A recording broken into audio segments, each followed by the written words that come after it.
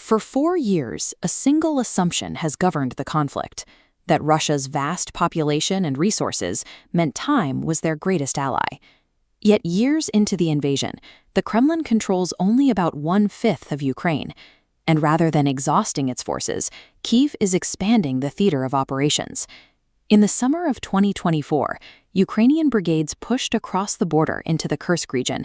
This marked the first time a foreign military had occupied Russian soil since the Second World War.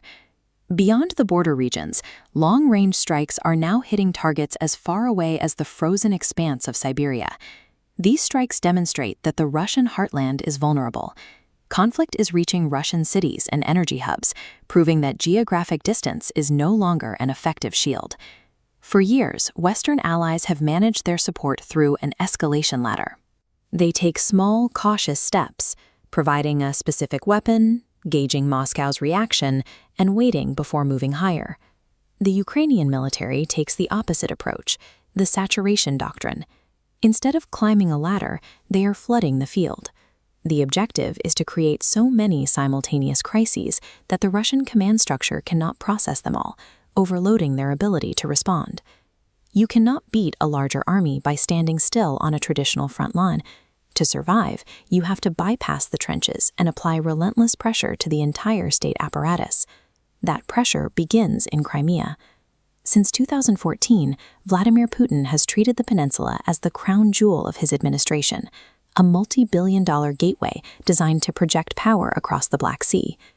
Now, long-range Ukrainian hardware, like this UJ-22 airborne drone, is dismantling that fortress piece by piece. These drones hunt military staging grounds, shadow fleet vessels, and critical supply lines. The disruption is severe enough that local officials have warned of days where gasoline won't be available for public sale. Kyiv does not currently have the capacity to physically retake the peninsula. However, by saturating the area with strikes, they are proving that Moscow cannot securely hold it either. Then you have the deep rear. These are regions thousands of miles from the infantry battles, areas surrounding St. Petersburg, Moscow, and the Siberian energy grid. Ukrainian missiles and drones are hitting Russian oil refineries and energy hubs, sparking massive fires that stretch local emergency services to their limit. This drains the revenue streams funding the Kremlin's war machine, while forcing the military to pull air defense systems away from the front to protect a massive landmass. This scorched earth tactic forces a slowing economy to cannibalize its own resources just to maintain the current war effort. The saturation strategy also plays out in the negotiating rooms.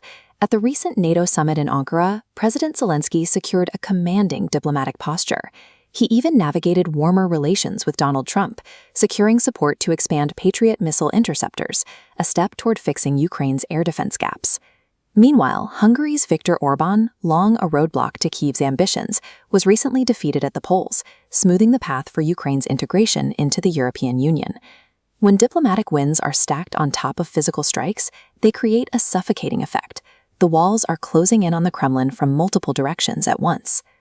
Curious, what is the true objective of striking civilian centers and energy grids? Ukrainian leaders are looking at 1991. They recall the collapse of the Soviet Union, a period defined by empty supermarket shelves and a sudden realization that the system had failed its people. By forcing fuel shortages and disrupting power, Kyiv is bringing the war home. They are exposing a regime that is unable to provide basic services to its own citizens. It removes the public sense of security. If you push enough pressure points simultaneously, the current regime could face a similar sudden fracture. Cornering an authoritarian leader carries significant risks. When options run thin, an isolated leader becomes more volatile. Vladimir Putin currently holds 5 cards: technological breakthroughs, mass mobilization, new battlefield tactics, attacking a NATO ally, or deploying a nuclear weapon. His likely strategy is to play the first 3 while using the threat of the final 2 to paralyze Western decision-makers. This conflict is not yet decided. Russian forces continue to advance in the east, and the arrival of winter will test Ukraine's endurance. However, by integrating its defense production with European industry and forcing Moscow to react to multiple simultaneous crises, Kyiv has upended the assumption that a long war favors the larger side. Time is no longer a luxury that belongs exclusively to Moscow.